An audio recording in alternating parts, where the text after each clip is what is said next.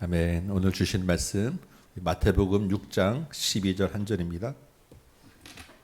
마태복음 6장 12절 한 절 말씀 같이 보겠습니다.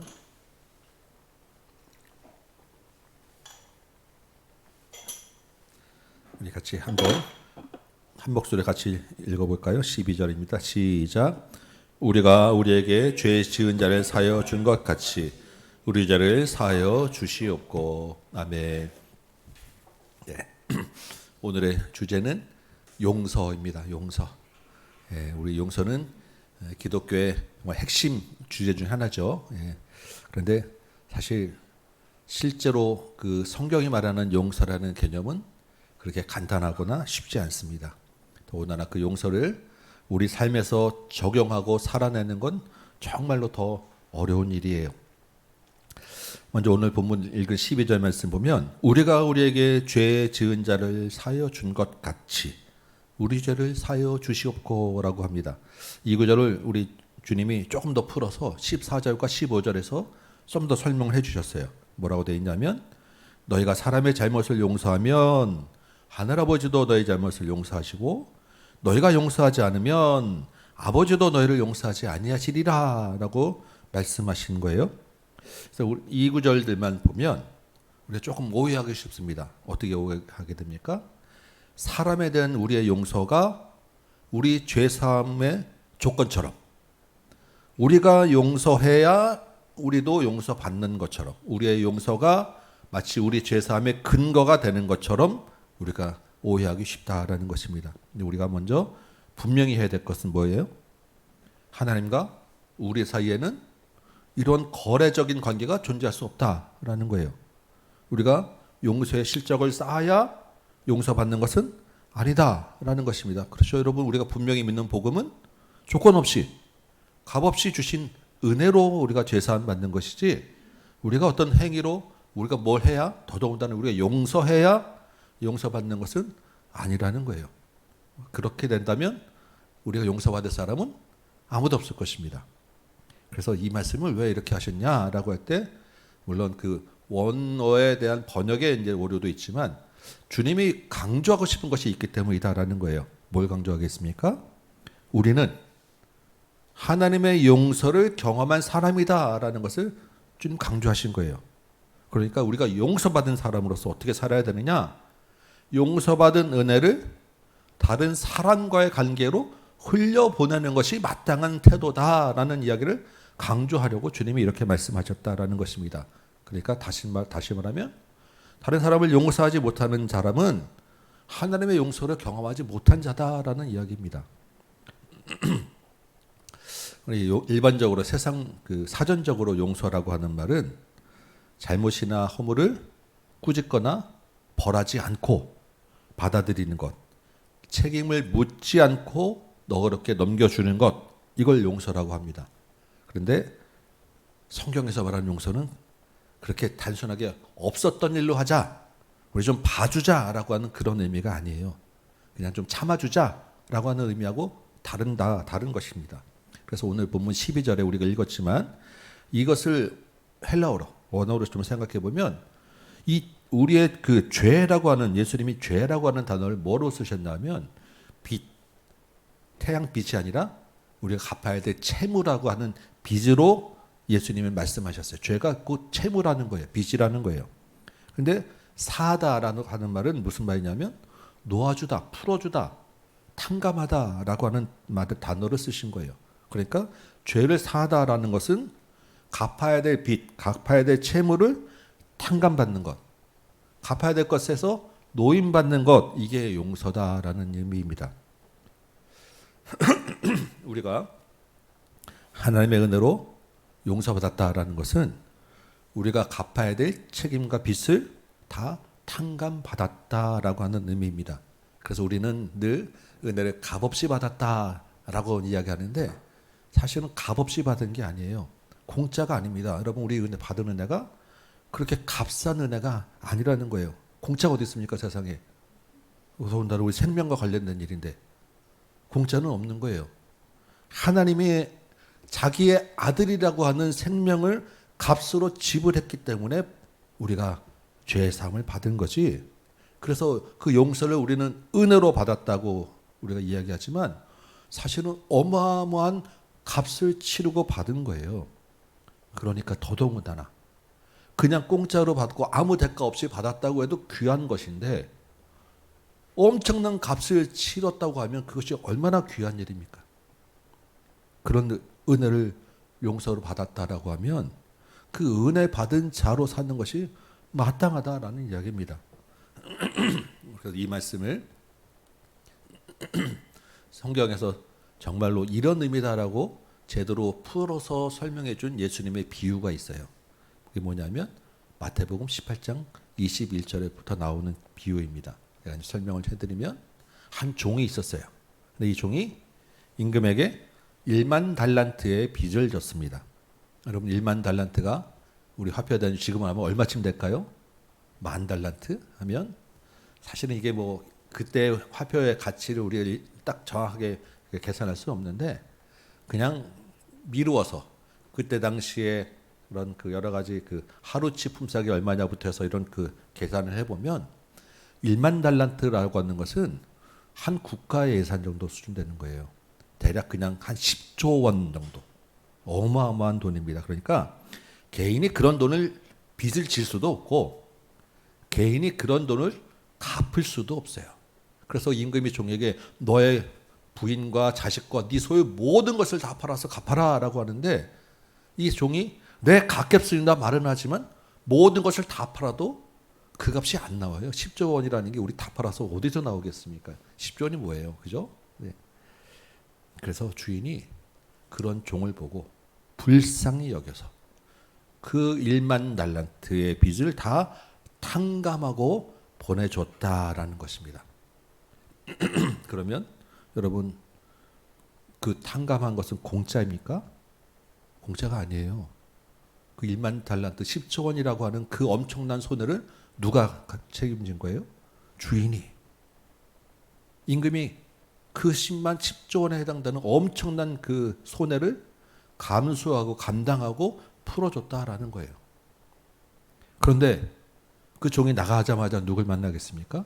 아는 지인을 만났는데 딱 걸렸어요. 왜 걸렸습니까? 나한테 100데나리온 빌려간 자를. 근데 아직도 안 갚는 자를 딱 만난 거예요. 그럼 100데나리온은 얼마쯤 될까요? 네. 성경에서 보통 한 데나리온이 그 당시 그 로마 군인의 하루 품삯이에요. 그러니까 적지는 않은 돈일 거예요. 그냥 우리 그냥 편하게 뭐 치면 그냥 대강 한 일당 15만 원 정도 잡는다 치면 100데나리온이면 얼마입니까? 한 1,500만 원 정도. 그러니까 사실 개인 간의 빚에도 또 적은 금액은 아닙니다. 마땅히 기억하고 있다가 돌려받아야 될 그런 돈이에요. 그런데 이 100데나리온과 10,000달란트를 비교하면 얼마나 차이 나겠습니까? 이 10,000달란트하고 100데나리온은 60만 배가 차이 납니다. 대략 60만 배보다 더 차이가 나는 거예요. 그러니까 이건 어떻게 비교할 수 없는 그러한 엄청난 압도적인 그러한 차이가 있는 거예요. 문제는 이렇게 압도적으로 탕감받은 10,000달란트를 탕감받은 종이 어떻게 하죠? 100데나리온 빚진 자의 목을 비틀어서 끌고 가는 거예요. 성경에 그대로 되어 있습니다. 목을 붙잡고 끌고 갔다. 멱살 잡고 끌고 갔어요. 어디로? 감옥에 고발해서 감옥으로 데리고 쳐넣은 거예요. 그 소식을 주인이 들었습니다. 노하여 얘기하죠. 내가 너를 불쌍히 여김같이 너도 죄송합니다. 너도 내 동료를 불쌍히 여김이 마땅하지 아니하냐? 이게 사실은 주님이 오늘 우리에게 주신 이 기도의 의미입니다. 너도 불쌍히 여김이 마땅하도다라고 하는 것이 오늘 주신 우리에게 가르쳐 주신 이 기도 안에 들어있는 의미라는 거예요. 주님은 우리가 탕감해 줘야 될 100데나리온이 작은 금액이라고 아무것도 아니라고 말씀하지 않아요. 만약에 그랬으면 한 데나리온으로 비유를 들었을 거예요. 100데나리온인 것은 결코 쉬운 것은 아니다. 주님 내가 안다라고 하는 이야기입니다. 내가 용서하고 탕감해야 될 빚이 결코 작은 건 아니야. 그런데 더 중요한 것은 뭐냐? 그보다 훨씬 압도적인 은혜를 받았다라고 하는 거예요. 훨씬 더 큰 압도적인 은혜로 탕감받았다. 그러니까 그 은혜를 알면 그래도 네가 용서하는 것이 마땅하지 않겠니? 라고 말씀하시는 것입니다. 이게 우리 죄를 사하여 주시옵고에 들어있는, 우리가 우리에게 죄 지은 자를 사하여 준 것 같이, 그 말은 사실은 아티 순서가 바뀐 거죠. 우리 죄를 사함같이, 사함 받은 것 같이 우리도 우리에게 죄 지은 자를 사하는 것이 마땅하다. 그런데 문제는 이게 우리가 그렇습니다라고 깨닫긴 하지만 실제로 우리가 이 삶에 적용해서 우리에게 죄 지은 자를 사하여 주는 것이 쉽지 않다는 거예요. 주님도 그거 쉽지 않다는 걸 아시기 때문에 그래서 이것을 위하여 기도하라라고 가르쳐 주신 거예요. 예수님이 베드로에게 하신 말씀이 있어요. 베드로가 여러 가지 이야기 중에 주님 몇 번까지 용서하면 되겠습니까? 라고 묻습니다. 예수님이 뭐라고 말씀하셨습니까? 7번씩 70번이라도 용서해라 라고 하셨어요. 그래서 그게 뭐 7, 449, 490번이다 몇 번이다 얘기하지만 7에 70이라고 하는 그거는 상징적인 숫자입니다. 7이라고 하는 완전 숫자네요. 그러니까 7을 70번이라 하는 것은 끝없이 무한대로 용서하라라고 하는 거예요. 그 안에는 무슨 의미가 들어있습니까? 너도 그렇게 무한대로 크게 큰 용서를 받은 자다라는 이야기입니다. 우리가 그렇게 큰 의미를 용서를 받았다라고 하는 그런 말씀이에요. 그런데 그 안에는 또 다른 의미는 사실은 그렇게 큰 용서를 받았지만 실제로 네가 그렇게 큰 용서 무한대로 끝없이 용서할 수 없다라는 이야기를 하신 거예요.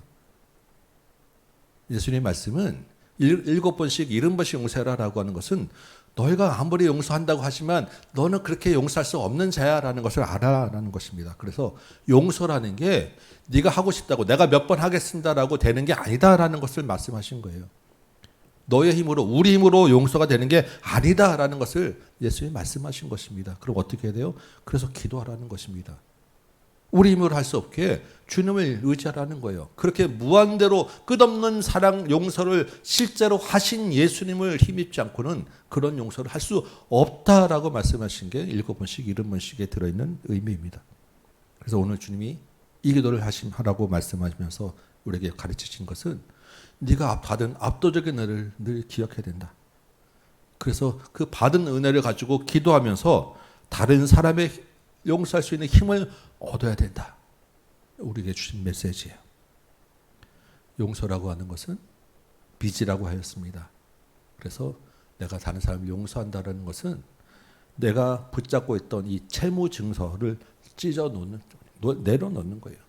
빚을 되돌려 받고자 하는 그 책임, 빚을 되돌려 받는 것에 대한 그것을 하나님께 맡기는 거예요. 여러분, 빚진 자는 잊어버려도 빌려준 사람은 기억하잖아요.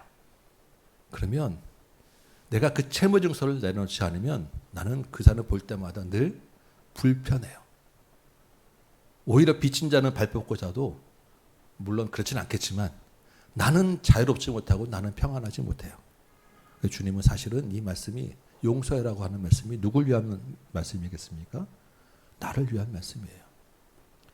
너가 받은 압도적인 큰 은혜를 기억하라는 것도 정말 중요한 의미지만 그거 내려놓고 그냥 나하고 지내자라고 하는 나를 위한 나의 평안과 자유를 위한 그런 말씀이라고 우리가 생각됩니다. 그러면 내가 용서하면 내가 그 채무 증서를 내려놓으면 그 다음은 어떻게 되겠습니까? 그 다음은 주님이 하실 일이에요. 심판의 자리, 책임지는 것은 주님이 하실 일입니다. 주님이 그거 하러 오셔서 실제 그렇게 하셨잖아요. 그러니까 내 손에도 주님이 알고 계시고 내 모든 갚아야 될 것, 내가 받아야 될 것, 필요한 것 주님이 아시니까 그 나머지는 앞에 우리가 일용할 양식도 구하고 다 했잖아요. 거기서 주님이 채워주시고 공급하시기 때문에 나는 더 이상 채무증서에 붙잡혀가지고 자유와 평안을 잃지 말고 용서하고 살아라라고 주님이 말씀하세요. 우리가 할 것은 받은 은혜를 기억하고 내 힘으로 되지 않는 것 고백하며 주님의 힘을 의지하는 것, 이것이 오늘 우리에게 주신 말씀이에요. 그래서 우리가 용서라고 할 때 그런데 한 가지 조금 주의해서 생각해야 될 것이 있습니다. 우리가 이 신앙생활하면서 참 우리가 조심해야 되는데 받은 은혜를 기억하고 그래도 우리가 용서해야 되지 않겠니라고 이야기하지만 이것을 적용할 때 나에게는 그렇게 이야기해도 되는데 다른 사람에게 적용할 때는 절대로 이것을 강요해서는 안 된다라는 이야기입니다. 용서는 다른 사람에게 강요해서 되는 일이 아니에요. 아무리 받은 은혜가 있는데 왜 너 믿음도 없이 용서하지 않냐라고 이야기하는 것은 겪어보지 않은 사람이 하는 정말로 하지 말아야 될 이야기입니다. 용서가 어떻게 마음대로 되겠습니까? 얼굴 보기만 하면 생각나는데 자다가도 생각나서 잠이 안 오는데 내가 겪지 않은 그런 깊은 상처를 어떻게 안다고 함부로 우리가 용서하라고 강요하고 명령하겠습니까? 주님도 우리에게 억지로 그 용서의 감정을 만들어내라고 스스로에게도 자꾸 그것을 강요하고 스스로에게도 명령해서 스스로의 마음을 상하게 할 일이 아니라는 거예요. 용서가 내 마음대로 되지 않기 때문에 그 받은 은혜가 내 안에 있는 용서를 만들어내는 과정과 시간들이 필요한 거예요. 은혜는 반드시 우리를 용서의 자리로 이끌어 가겠지만 그때까지 주님이 하실 일이 있는 것이고 그때까지 시간이 필요한 것이고 그래서 기도해야 된다라고 말씀하시는 거예요. 스스로에게 다른 사람에게 용서라는 것을 강요하지 마시기 바라고 받은 은혜를 가지고 계속해서 용서를 위하여 기도하는 여러분 되시기 바랍니다. 한 가지 더 용서에 대해서 생각할 것이 있어요. 여러분 혹시 그 밀양이라고 하는 영화를 보셨습니까? 용서하는 이야기 나면 이 영화 이야기를 안 할 수가 없는 거예요. 영화를 보지 않았어도 워낙 이 영화가 던진 메시지가 컸기 때문에 대충 내용들이나 무슨 얘기하는지 다 아실 거예요. 이 주인공이 밀양에 내려갔는데 거기서 아들이 납치되고 아들이 살해되고 죽죠. 절망 가운데 있다가 이 여인이 교회를 다니게 되고 신앙을 가지게 되고 하나님의 용서를 깨닫습니다. 그 하나님의 용서의 마음을 가지고 아들을 죽인 그 원수를 용서하겠다고 교도소에 가서 그 죄수를 만나는 거예요. 근데 그 죄수가 뭐라고 합니까? 나는 감옥에서 예수님을 만났습니다. 예수님이 나의 죄를 다 용서해 주셨습니다. 그래서 나는 이제 평안합니다. 너무 밝은 모습으로 이야기를 하는데 그 소리가 마치 주인공에게는 뭐라고 들렸겠습니까? 나는 너의 용서가 필요가 없어. 나는 이제 평안해. 나는 괜찮아. 그 말 듣고 여자가 뒤집어지죠 완전히. 그래서 타락하고 방황한 그런 이야기가 영화입니다. 우리에게 참 치사하는 바가 커요. 용서가 무엇인가? 성경적 용서가 무엇인가? 용서를 강요해서도 안 되겠지만 그 용서를 가지고 하나님과의 관계로 끝나지 않는다라는 거예요. 하나님께 용서를 빌면 그것으로 끝나는 게 아니라 형제에게 저지른 잘못에 대해서도 절대 그냥 넘어가서는 안 된다라는 것입니다. 사람과의 관계에서 해야 될 것이 있는 거예요. 주님이 뭐라고 말씀하셨습니까? 형제에게 원망 들을 만한 일 있으면 재물 드리다가도 그거 내려놓고 가서 화해하고 서로 화목한 다음에 와서 재물 드리라고 말씀하셨잖아요. 그래서 우리가 용서라고 할 때 그냥 대책 없이 무조건 그 베푸는 자비다라고 하는 대책 없는 자비가 절대 아니다라는 것을 기억해야 합니다. 죄를 아무렇게나 덮어주거나 괜찮다고 넘어가는 건 아니라는 거예요. 왜냐하면 하나님도 죄를 무시하지 않으셨기 때문에 하나님이 죄를 엄청나게 심각하게 다루셨기 때문입니다. 다만 그 죄값을 죄인에게 묻지 않으셨을 뿐이지 자기의 아들에게 다 담당하게 하셨을 뿐이지 죄를 절대 괜찮다라고 넘어가지 않으신다라는 거예요. 그러면 그 은혜를 아는 자는 다른 사람을 용서하기도 하지만 나도 다른 사람에게 용서를 구할 줄 알아야 된다는 것입니다. 그런데 그게 쉽지 않은 거예요. 특별히 은혜를 알았다고 하는 자들이 더더욱 나는 그것으로 족하다라고 끝나기 쉽기 때문에 다른 사람에게 용서 구하는 것이 얼마나 쉽지 않은 일인 줄 주님이 아시기 때문에 기도해야 된다는 거예요. 용서를 위하여 이 저희 기도 제목을 하면서 내가 다른 사람에게 잘못한 것들 가서 구할 수 있는 용기를 가져야 될 것이고, 내가 다른 사람을 용서할 수 있는 마음도 얻어야 될 것이고, 주님이 이 기도 가운데 우리에게 기억하고 생각하게 하시는 것이 많은 일이다라는 이야기입니다. 정리해보면 예수님은 열심히 용서해서 하나님의 용서를 얻어야 된다라고 말씀하지 않으셨어요. 대신에 너는 이미 1만 달란트 탕감받은 자이다라는 것을 기억하라라고 말씀하십니다. 그래서 하나님께 받은 용서가 진짜라면, 내가 정말 하나님의 용서를 받은 자라는 것을 기억한다면 그 은혜를 우리의 말과 태도와 관계 속으로 흘려보내야 될 것입니다. 그런데 막상 이게 쉽지 않기 때문에 왜 그렇습니까? 내가 받은 은혜는 빨리 잊어버리고, 내가 받은 상처와 내가 빌려준 돈은 오래 기억에 남기 때문입니다. 그래서 우리는 이 기도를 생각하며 주님, 내가 받은 은혜를 잊지 않게 하여 주옵소서 기도해야 합니다. 그리고 이 용서를 하나님에 대한 나의 자랑으로 실적으로 삼지 아니하고 압도적으로 큰 은혜를 받았으므로 내가 감사하며 나누는 자 되게 하여 주옵소서 위에서 기도해야 합니다. 또 세 번째로 이 용서를 강요하거나 판단하거나 내가 심판자의 자리에서 뭔가를 하지 않겠다라는 것을 기억해야 합니다. 그리고 사람과의 관계에서 나 역시 다른 사람의 용서를 구할 자라는 것을 또한 기억해야 할 것입니다.